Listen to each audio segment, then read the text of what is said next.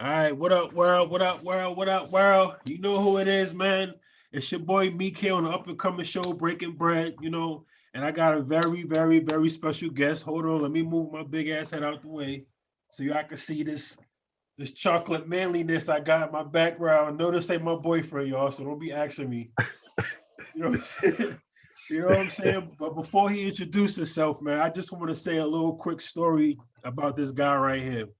Okay, this guy is the epitome of the left hand, man. I've known this guy since I was 10 years old, and I always used to dream of busting this nigga's ass on the court because the way his left hand was just out of this world. And I'm just like, he always goes to the same hand, but nobody could stop this dude.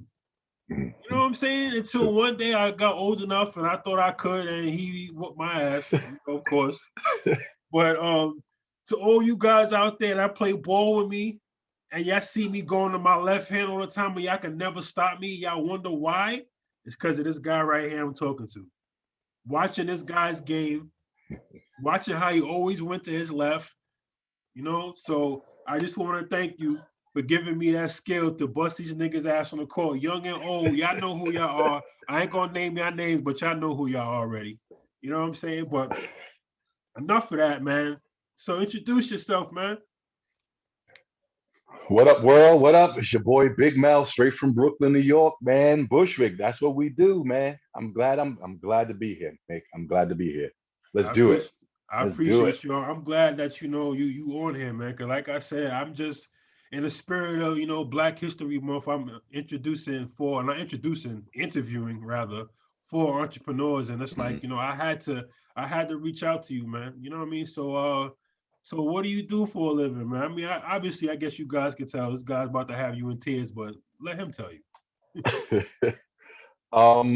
well, actually, I'm a stand-up comedian. I've been doing comedy for all my life. I just started doing it professionally, Okay. and things are going great. I've been on at least 4 tours already, and I've only right out the gate I was on tour because I bring that old school brand of comedy, that fuck your feelings comedy. Yeah, I said what I said, and I think within the past couple of years, comedy has become so watered down, so untrue, so unoffensive, because Yeah, everybody's yeah, scared to say the real. Everyone's because someone wants to, oh, they're gonna cancel me, or they're gonna fuck up my money. But now you're not being true to the craft if you scared to say certain things, yep, because the history of comedy is actually the court jesters, where the yeah, kings were upset and they call their jesters, and their jesters, depending on how dope they were, would survive and live a lavish in the castle because you was that dude that can keep it real where other people couldn't. yeah. And comedy for me is keeping it real. Let's talk that breeze. Let's do it. Let's talk That it. is true. That's me. That is true, Yep. man. Like I was saying before, like this guy is always been funny, man. Like it's not like he just woke up one day and discovered this talent. He's always had it. Like I said, I've known this guy since I was 10 years old, and like he always had this aura and always had people around him and had that ability to make them laugh. You know what I'm saying? It's like that's Yeah. rare to have. You understand what I'm saying? That's very rare to like have the ability to put a smile on a person's face when they're having a bad day at work or they having a bad time with their girlfriend or whatever. So I appreciate that. So how long Yeah. so basically like what inspired you to do this? Like I mean I know it was probably born in you, but what made it happen one day in your head? You say, yo, I can actually do this shit. Well, I like you said, I've always been this person. Yeah. I think it's from the struggle. You know what I'm saying? It's from having to laugh through your pain. You know what I'm saying? Yep. Regardless, like my hashtag is fuck your feelings. Yeah, that is And true. I mean it. I tell myself that every day. Hashtag fuck your feelings, because you know Yeah, what? The world ain't gonna stop because you and your feelings, or you don't feel like doing something today. yeah, And that's from the struggle. That's from growing up watching our mamas and our fathers bust their ass day in and day out yep, to make sure yep, that we have. yep. That is So true. my comedy comes from a place of struggle and real. Yeah, You want to hear what happened to me today? I'm gonna tell you what happened. The glory, truth, or whatever. I took a shit in the park. Couldn't make it. Just had to bust a dookie by a car. And I won't be eating tacos. That's it. I learned my lesson. No more tacos. I get it, but it's real. You know? Yo, he said I had to bust a dookie between cars. Just real talk. Yo. Oh my God, man. Yo, you got me in tears, man. Hold on, my headphones just went off again. I don't know All what right. else going on. All right, I got you.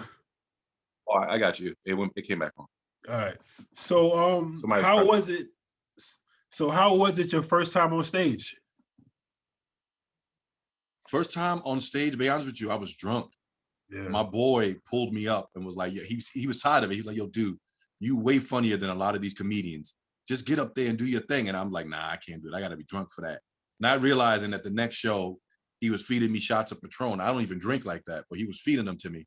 Yeah, yeah. And called me up there. And I thought, all right, I was trying to be cute for the ladies. Like, all right, where the mommies at? Yeah. And before you know it, I was up there for 15 minutes rocking out. Had So them that- dying.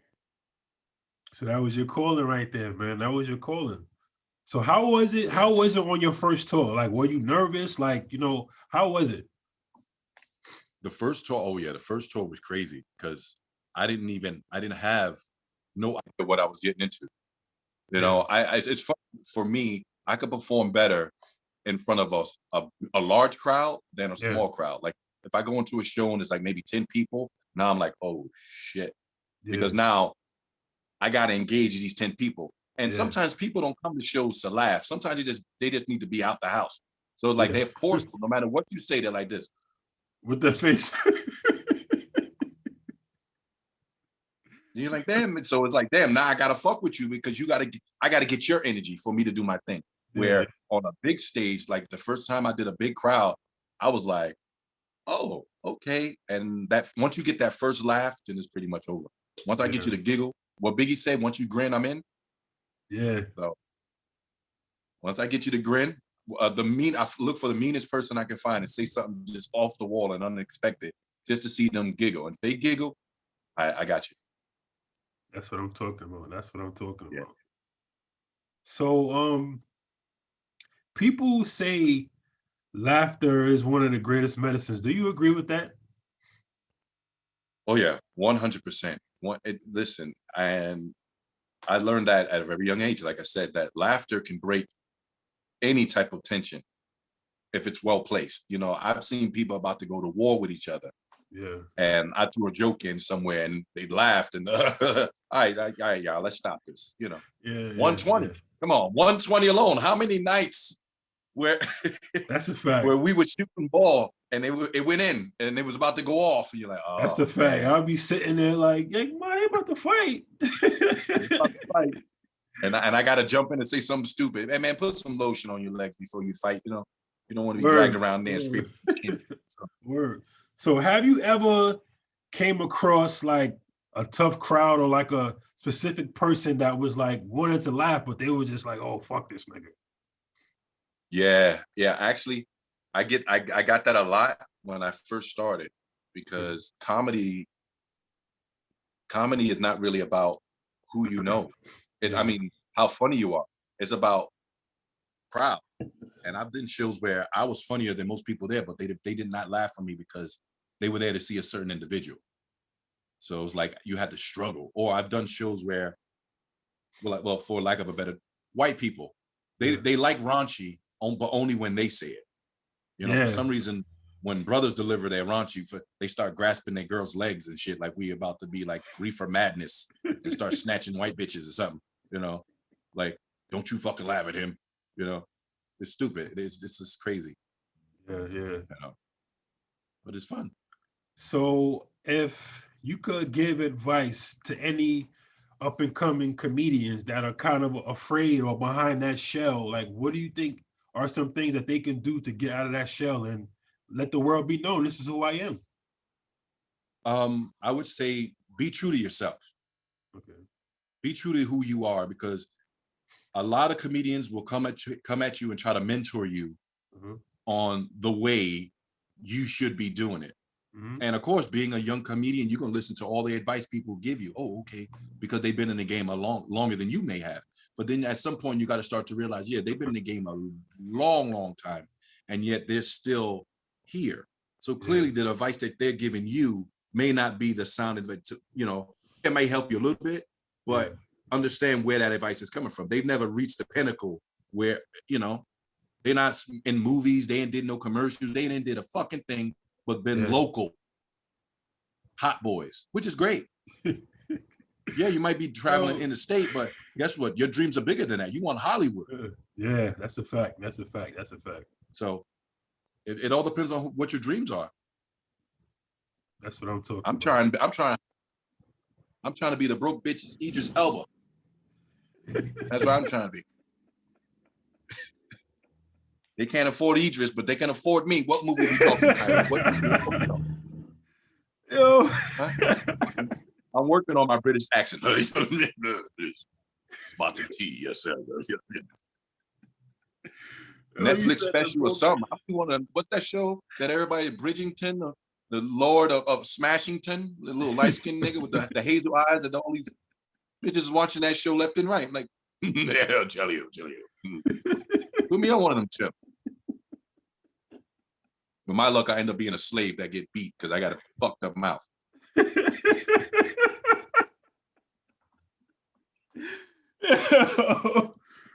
Oh my God. Yo, son, you an idiot, man. Yo, you said the broke bitches Idris Elba. You said put me on one of them shows. I'm being honest with you. Let's get these checks. What's up? What's up? Oh my God, yo, I swear to God, man, you ain't never changed, man. That shit you got in you, man, you was born with that, man, because you will never change. Yo. Yeah, I can't. Even if I tried to change, I try to keep my mouth closed, but I think the older I get, the more I'm like, fuck it. I know I'm gonna be one of them old grumpy dudes, just cursing people out, still trying to squeeze some ass every now and again. Come here, sexy. Come here. Who you belong to? Nobody. Come here. Let me squeeze that ass real quick. Come here. Get some change. Come on. Where your mama? One thing I'm gonna say, like every time it would be like gatherings and get-togethers, and my mother could vouch for this. I used to always ask her, is Mel gonna be there? Is Melvin gonna be there? I used to say that all the time, man, because it's like, it was just something about you, man, from a young age that I was just so fascinated about. Like I always like had love for you, and I always liked you, man, because you just had that aura, that energy, man, you know? And that's rare to have, because it's like, some people, we all have energy, but some people, you know, as you know, have negative energy, you know, and have that negative aura, that, what do you call it, that energy sucking, you know what I mean, thing about them. Like the energy vampires. It's succubus. Exactly. They're around because they can suckle off of your energy, siphon off enough for them to feel alive. Yeah, and I've never been that person. I didn't want to fit in with everybody. Y'all could go get the Jordans. I want that shit. I'd rather have money in my pocket. I'm gonna go upstate and see Becky. That's where I want to go. You can keep the Jordans. I'm gonna go see Becky.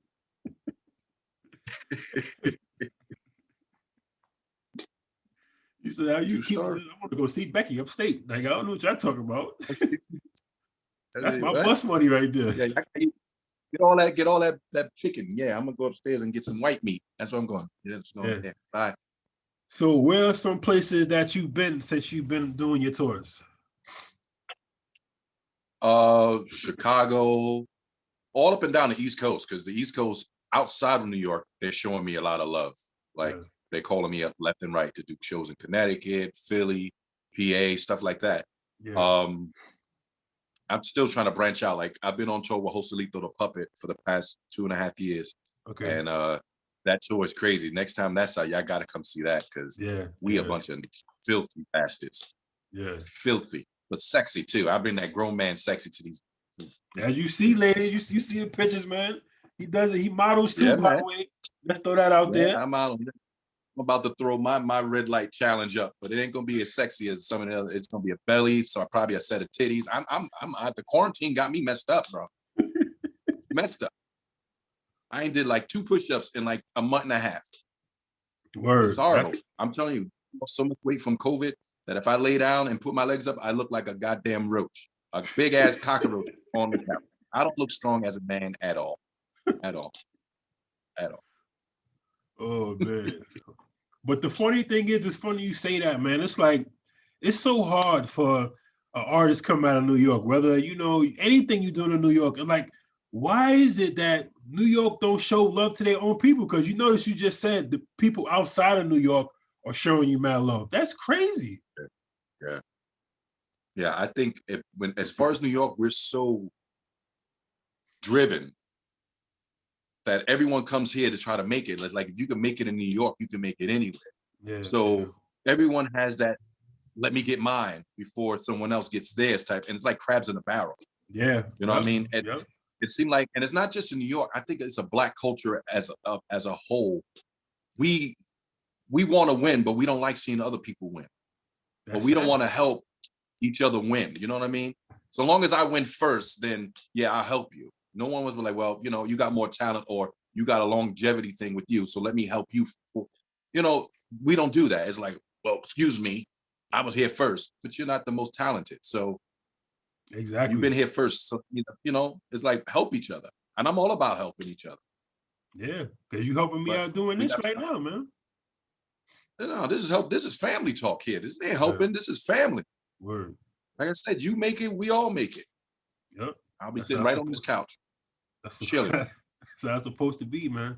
Because it's true what you're saying. Cause I never like really understood that how about people from New York don't show each other love, man. Like it's very hard for me to understand, man. You know what I mean? But I guess that's just how this generation is set up. You know, maybe I'm missing something, but I just don't get it. Because like right then and there, by you saying what you said, what you should have said was New York is showing me mad love.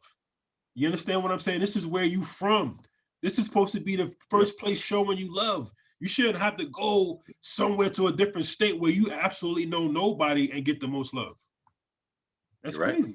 You're right. For some reason, New York City is like they don't want to see you win.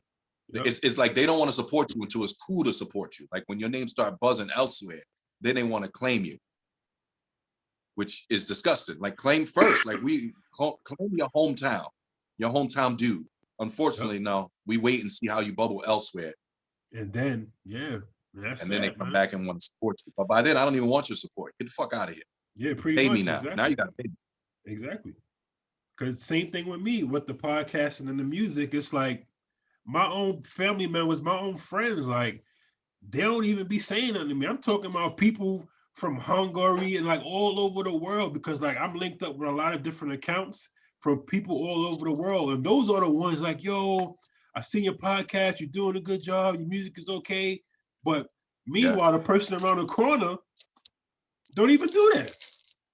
Don't even take the time to like, because people be like, oh, I'll be so busy. It takes 2 seconds to hit the share button. It takes 2 seconds to leave a comment. Yo, Big Mel, you doing your thing. Yo, Meek, you doing your thing. That's all it takes. Ain't like it's taking the whole course of your day, but people don't want to do that. You know, like you said, people wait for you to get famous. You know, because I had put a post on my page on Facebook where I said, a famous person will say a quote and you'll share that shit and say facts just because they famous. But meanwhile, your homeboy around the corner probably said the same shit to you. And you ain't say nothing. Yep. And that's sad. Yep. And that's sad, man. That's like, why I say my comedy. Yeah. That's why I'm so raunchy in my comedy. Because I'm going to say it. And when I say it, I want you to remember I said it. Yep. Because there's a lot of nigga shit. And I'm not just saying black people. I'm saying nigga shit. Just ignorant, dumb shit that we do. Mm-hmm. And then we get upset that we're being judged by it. And I am tired as a black and Latino man, as a representative of what black and Latino men should be. Yeah. On so many levels. Yeah. You know what I mean? Well, you're different. I'm tired of hearing that. Wow, you're really different. Why? Because I came from the same neighborhood? Yeah. Like, that's disgusting to me. Where I got to be the sole one standing up and be like, he's from Br3ak. No, there's so many talented people in our little community alone. If they only stop worried about what other people were thinking and start supporting each other. Yeah. Yeah, that is true, man. I noticed in Williamsburg, white people will buy a bar the size of someone's bedroom, and that shit will be jam-packed every day. Yep. because they support each other. That's true. That is. They can have a 100% cat true. walking across the bar, just shitting in the beer tub, but they still in there. They still in there. No shoes on, feet dirty, walk 2 blocks, but they still in there. That's true, And man. they making money. That's true. But yeah, we don't do shit like that. And that's sad, man. Like if you could Yep. give a quick message to the generation, what would you say to them? Most of y'all half retarded. I'm gonna talk to you from an Uncle Mel standpoint. Most of y'all half retarded. It ain't cool to be lit. What's lit is going to work, handling your business, and then Yep. playing on the weekends. That's what's lit. Yep. No one's going up on a Tuesday. On a Tuesday, we're going to sleep. We got work tomorrow. And you young cum dumpsters out there, you little girls twerking and shit. I smell it every video. I smell it. I don't like it. I don't like it. You want a man to respect you? Put the cheeks away. Put the cheeks away, because you're invoking sexual behavior. Word. So if you want a good man is not going to buy you. Good men don't buy shit. No, we make plans. That's what good men do. We make plans, including you or not. We make plans. All that buying, and that means you're a prostitute. Word. And good men can't trust prostitutes. Let's keep it real. Good men don't want prostitutes. And if we do, it's temporary, because I got to go home to my wife. Word, pretty much. So Pretty much. young hoes, cut the shit. Let's start acting right, people. Let's start acting right. That's what I like to hear, man. But just in Drink my case, tea. I'm gonna put it in the details portion of this video, but just in case people want to get in touch with you, you have any contact information that you want to say on the video now? Well, they can contact me on Instagram, Big Mel _liking. Okay. I don't really have a Facebook page because family members want to contact you because they think you're famous, and I don't want to be found like that, So them niggas can stay right where the fuck they at. But yeah, contact me on Instagram, DM me. You want me to do a show, whatever? I'm always available. And if I'm not available, I got friends who are available. Exactly. So let's do it. Exactly. But like I said, I just want to say thank you for taking the time out your day to being on the show, man, because I'm honored, man. Because like I said, you really are like the epitome of a big brother, man. Like I always looked up to you. Like I said, since I was 10 years old, what was that? 24 years, and I'm about to be 34 years old. So, from my heart to yours, man. Too. I said, Mickey doing his thing. And at first I'm like, that's Mickey? Wait, hold on. I said, man, let me check this out. And then I thought it was some young boy dumb shit. I'll be honest with you. I was going to text you like, stop the dumb shit, man. You raised better than that. I thought you was trying to be one of them trap kids. You better have bars, because I'm going to be the first one up in your ass. Word. First one, man. Really? In fact, I'm going to post a video tomorrow about how I look at this new rap. But yeah, man, I had to come on and show you love, because you're doing positive things. And you're doing positive things, I'm in your corner 100%. Thank you. If you need my help any way possible, you let me know. Hit me up. You got my info. Hit me up. Let me know. If I got it, you got it. I hope I can have you on future episodes too. I hope this not the good. Man, anytime. I'm always home. If I'm not on tour, I'm home. I'm usually in the car, because the coalition be eavesdropping and shit, being noticed. I got to go to my office. But I appreciate you, man. You know what I mean? Any last words you want to say to the world before we log off this thing? Yeah, man, let's do better. As a world, let's do better. Understand the injustices that's done to everybody, and let's erase that shit and start fresh. That's the only way we're going to get better. We got to erase all that bullshit, all the laws and nonsense in place to oppress other people. Let's eradicate it. Give people their money and let them live. Do your own thing. Just stay the fuck away from me. Short and sweet, baby. But y'all already know the motto, man. Spread love, not hate. Chase our dreams. Big Mel, appreciate you, big bro. We're going to keep in touch, man. Absolutely, man. Mick, salute, man. Anytime, man. Let me know. Salute you. All right. Love y'all, world. We off this. Peace.